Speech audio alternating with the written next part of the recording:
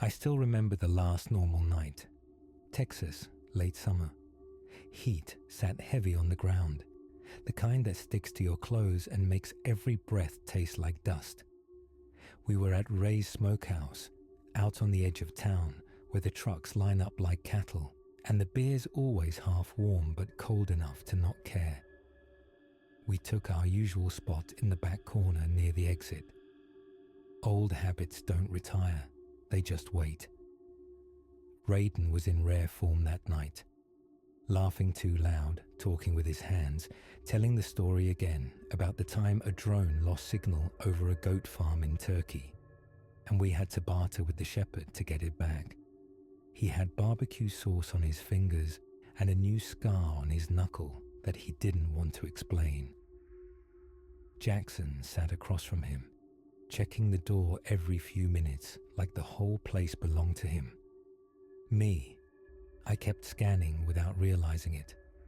Exits, corners, the rhythm of strangers walking by. Some habits aren't learned, they're carved in.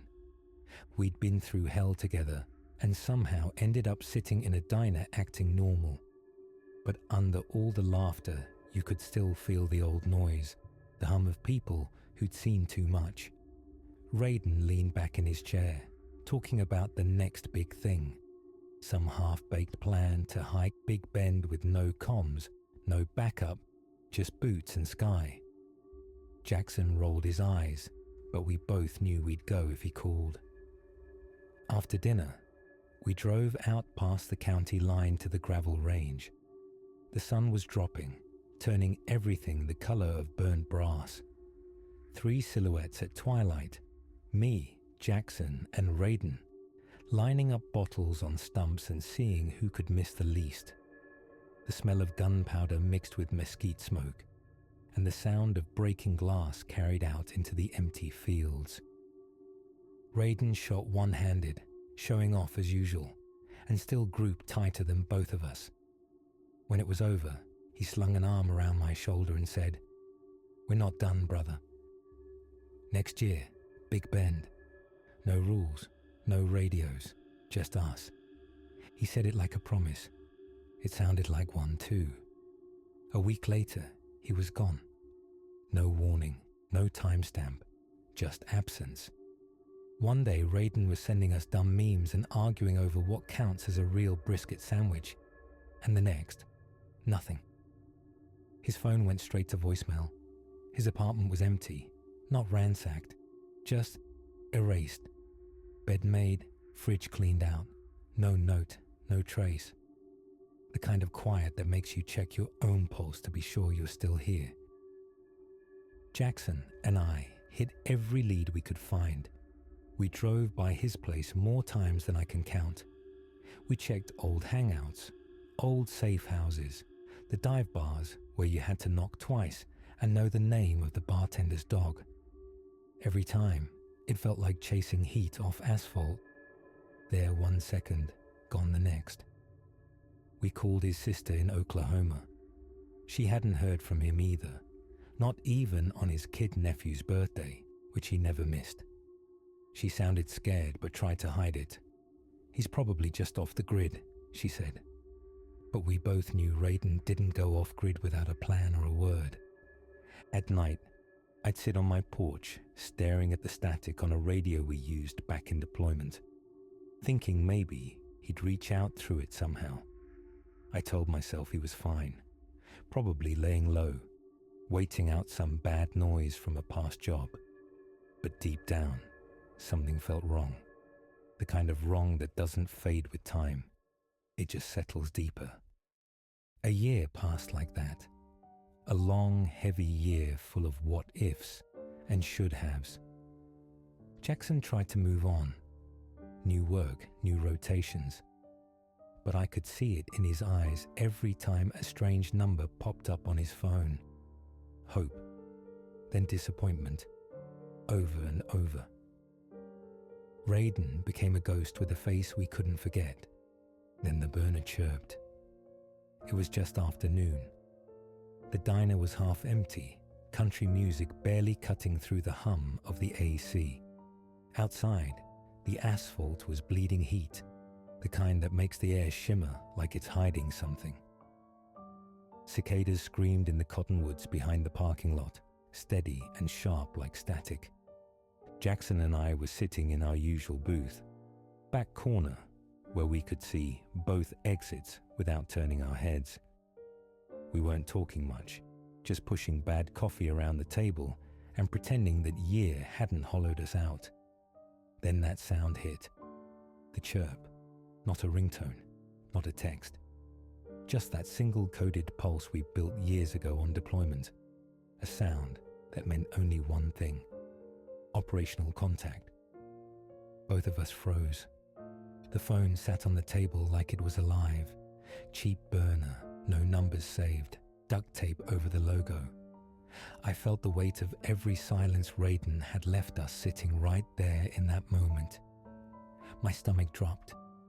I slid the phone to Jackson. His eyes locked on the screen, jaw tightening. "It's him," he said, voice low but steady. The screen showed nothing but gibberish, strings of letters, numbers, and what looked like broken coordinates. But to us, it wasn't nonsense. It was language, ours. From the old days, we got to work right there in that booth. Napkins became code sheets, coffee rings turned into coordinate markers. We pieced it together like old muscle memory. Offsets, patterns, our own dead language built from deployments that never made the news. He'd hidden the cipher inside something only we would catch. A phrase from a hymn we used to sing in the chapel before a night op overseas. Faith is the light that never burns out. We laughed when the chaplain said it back then. Now it was saving his life. After 10 minutes, the code started making sense.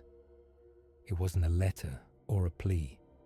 It was a location, a breadcrumb dropped from somewhere far beyond help.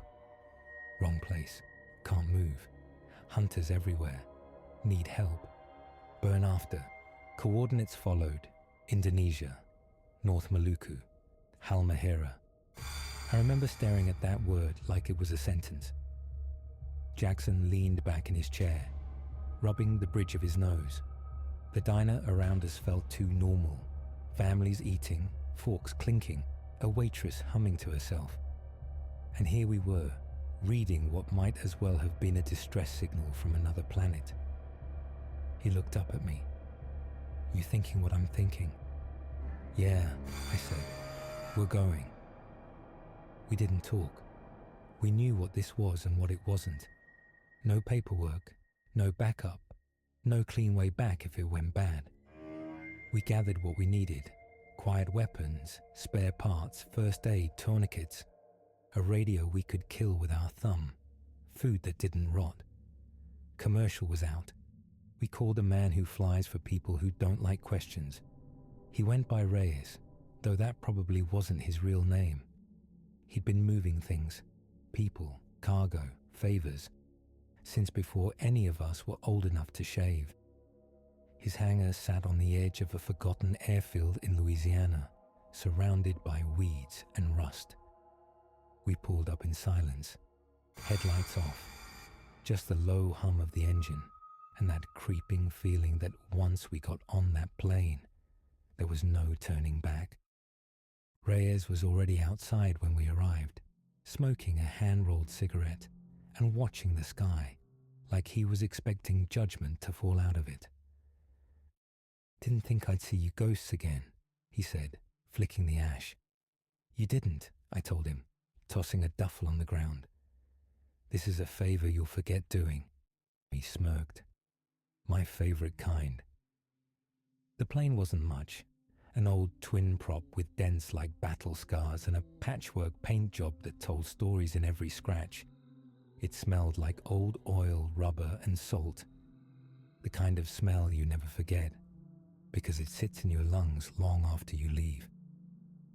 We climbed in and strapped down the gear, rifles wrapped in tarp, med kits, rations, water tabs, and 2 duffels full of if things go wrong.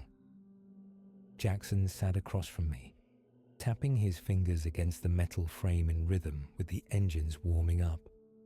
I could tell he was thinking about Raiden too, how he used to crack jokes during flights just to make the turbulence seem smaller. This time, there was no laughter, just the low growl of the propellers and the ghost of that last night in Texas. Reyes shouted over the noise, "You boys bringing trouble."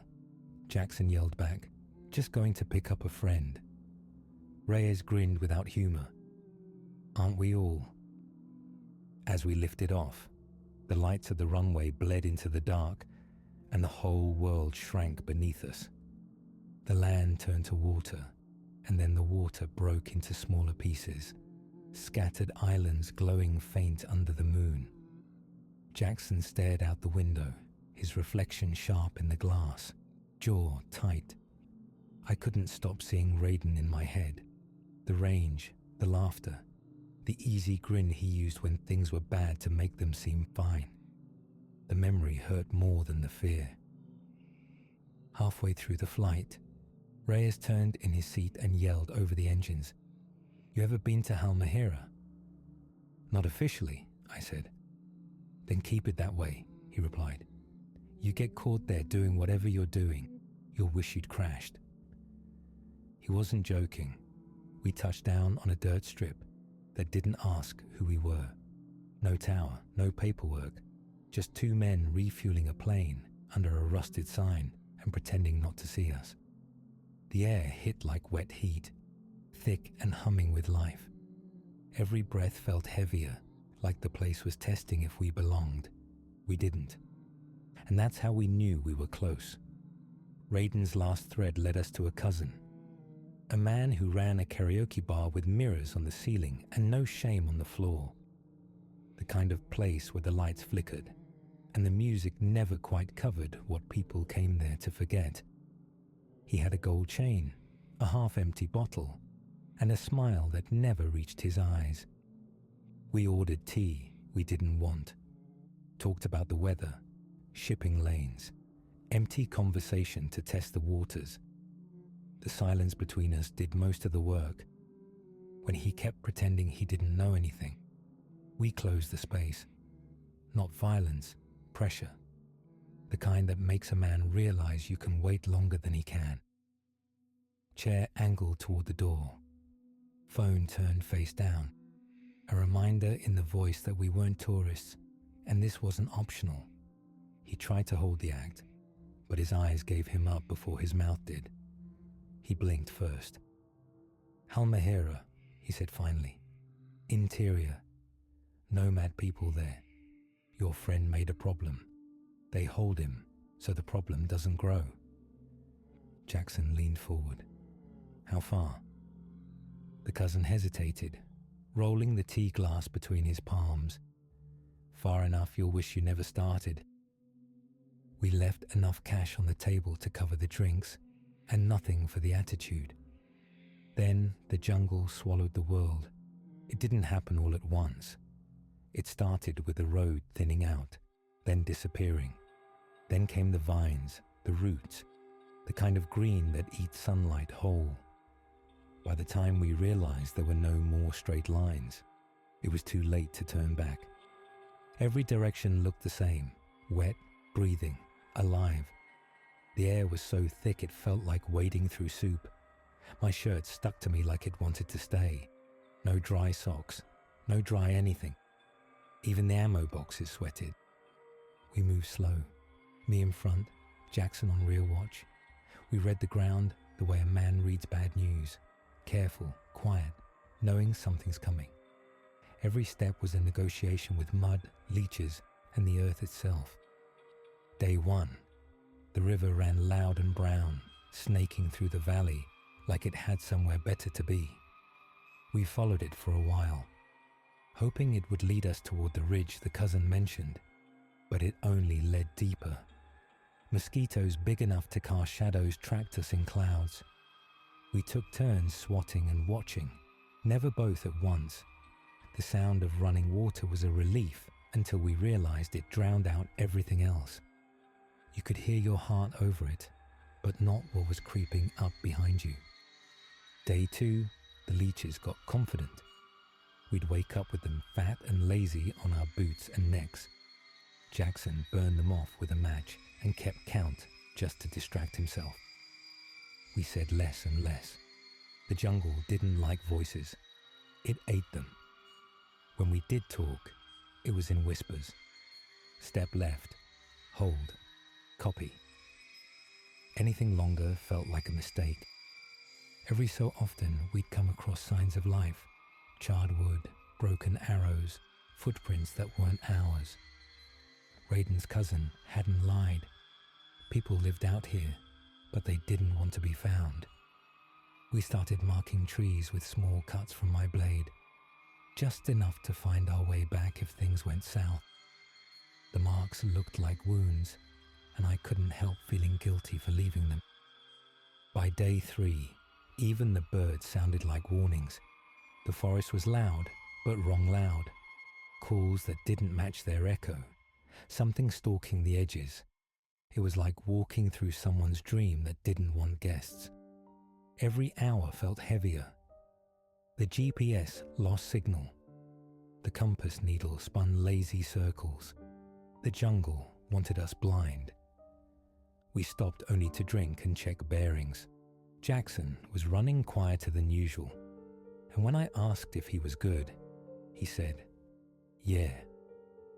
Just feels like we're being measured." He wasn't wrong. That night, we set camp by a tree so wide it could have been a building back home. The air didn't move. No breeze, no mercy. Just the hum of things you couldn't see, but could feel watching. I lay there staring at the darkness above me, thinking about Raiden somewhere out in all this. If he was alive, if he was moving, if he even wanted to be found anymore.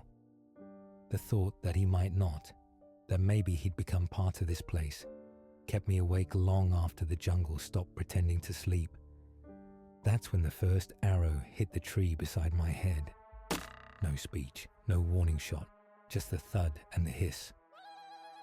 Jackson and I dropped into muscle memory. Angles, cover, no wildfire. We were on someone's land and we'd been seen. I glimpsed them between trunks. Lean bodies painted to disappear, eyes steady. Nomadic hunter-gatherers who knew every route and knot, who laid traps that made the forest an extra set of hands. We moved like we trained. Short bounds, cover arcs, watch each other's backs, don't get cute.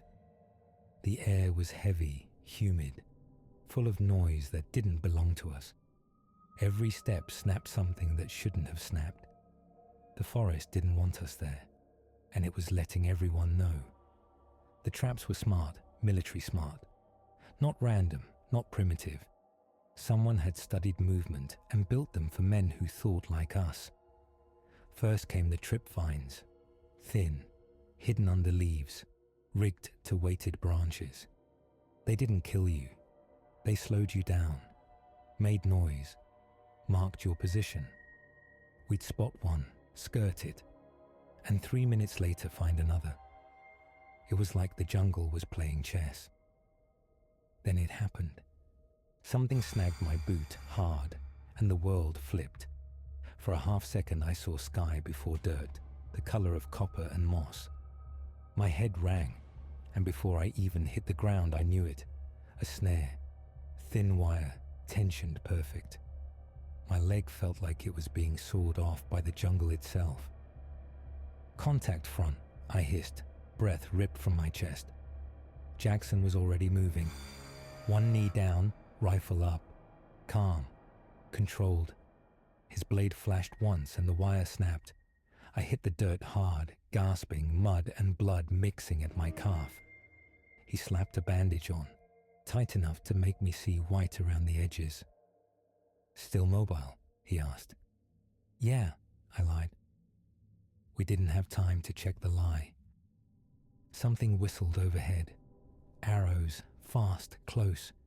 One buried into a log next to my ear with a thud that sounded too personal. The forest erupted. Voices shouting in a language I didn't recognize, high and sharp, like warnings and war cries blended together. We returned fire, controlled bursts, not panic. We didn't shoot to kill. We shot to change their minds, to buy a few feet of air, to show them we could bite back but didn't want to. The rounds cracked the quiet, echoing like thunder under the canopy. Shapes moved between trees, quick, coordinated, impossible to track. Every muzzle flash lit up sweat and fear.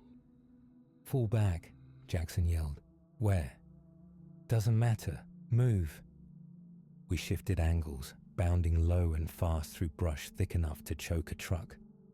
Mud grabbed at our boots, vines caught our packs, and every sound felt like it could draw another arrow. I felt the jungle closing in, squeezing us tighter. We weren't here to fight. We weren't here to win. But leaving wasn't the plan. Finding Raiden was. So we kept moving, limping, bleeding, breathing fire through clenched teeth. Because that's what brothers do when one of their own calls for help. We ducked behind a ridge, just enough space to breathe and patch what we could. Jackson tore open the medkit. My leg was swelling around the bandage, bleeding through. He pressed his hand there hard, wordless. That's what we were good at, communicating in silence. We didn't speak for an hour, just listened to the jungle breathe around us. It had gone quiet again, but not safe quiet.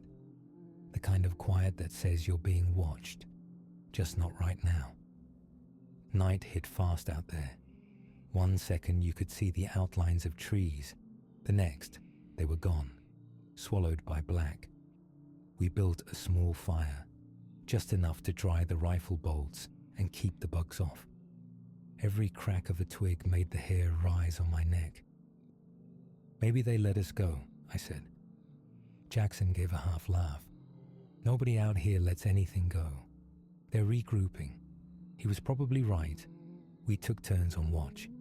I barely slept, and when I did, I dreamed of arrows moving slow through the air, finding me no matter where I hid. By dawn, the humidity had turned the air to syrup again. We broke camp, sore and quiet, heading north toward where the cousin said Raiden had gone. By the fourth morning, my pack felt like a second spine, and my nerves felt like wire. Every breath came with the taste of rust and soil.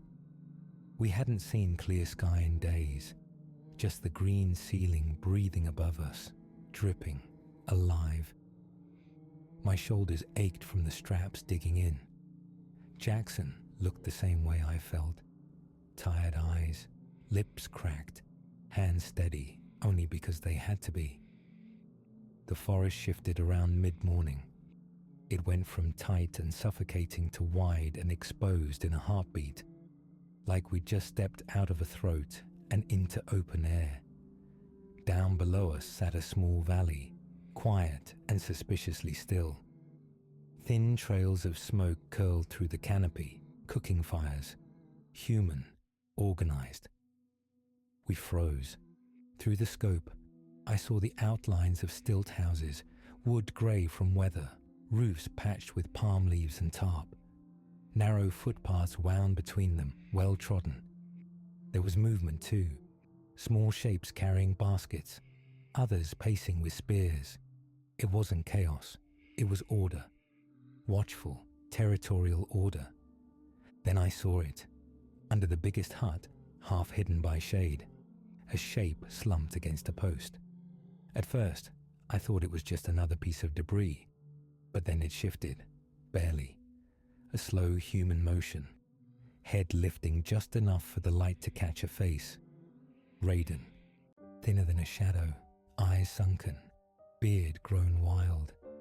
His hands were bound, skin cracked from rope and time. Even from a distance, I could tell the man we knew, the one who laughed too loud and shot straighter than anyone I'd ever met, was still in there, but buried deep under something heavy. My stomach went cold. Jackson crouched beside me, glassing the camp through his scope. "You seeing this?" "Yeah," I whispered. "That's him." We stayed low, watching, counting bodies, mapping movement. The place was crawling with people. Men with spears, some with old rifles, women moving through camp with practiced eyes that saw everything. They weren't random. They were a tribe guarding something they believed in, or maybe guarding him. I didn't know if Raiden was their prisoner or their curse, but he was alive, and that was enough. Raiden saw us and didn't react. Smart then, we waited for dark. We came in from the low side with the frog screaming cover. Jackson handled the outer posts, the watchers who sat in the dark making sure the dark stayed honest. He doesn't miss. I slid to the shade and put my hand on Raiden's shoulder. He flinched once and then went still. I cut the rope. His wrists were ugly and I didn't look at them long. We almost got out clean. Almost. Someone shifted where they shouldn't have. A knife flashed. I stepped in close and made it end. Fast, quiet, no speeches. We moved. By dawn we had distance and mud up to our knees. We stopped in a creek to rinse the blood we couldn't see. Raiden held the canteen like it was new technology. He drank, coughed, tried to stand on pride, sat back down on reality. "What happened?" I asked. "I didn't mean it," he said. "The man I killed. It was a choke in the dark. Thought he was someone else." I panicked. They caught me 2 steps later. They wanted to make sure I didn't leave and make another problem. They fed me. They kept me breathing. They weren't wrong. I let that sit. "Why'd you run?" I asked. "From the States." He looked at the ground. Debt. Stupid decisions. I was upside down on everything. There was a folder I had access to. I moved it when I shouldn't have. I thought I could sell it to a ghost online and fix my life with Bitcoin. The people I stole from noticed.